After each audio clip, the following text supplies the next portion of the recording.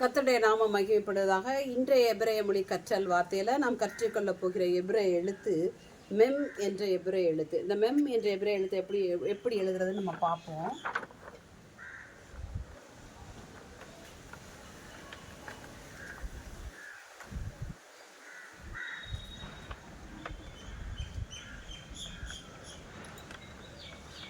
இதுதான் மெம் என்ற எழுத்து.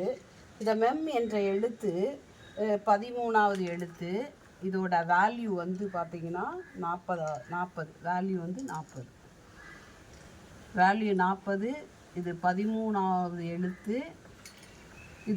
இதோட அர்த்தம் வந்து என்ன அப்படின்னு பார்த்தோம்னா, மெம் வந்து தண்ணீரை குறிக்கும். தண்ணீர். வெளிப்படுத்தினல் 17:5 நம்ம பார்க்குறோம். வெளிப்படுத்தின விசேஷம் 17:5 இந்த தண்ணீர்கள் எதை குறிக்கிறது என்றால், இந்த தண்ணீர் வந்து ஜனங்களை குறிக்கிறது. இந்த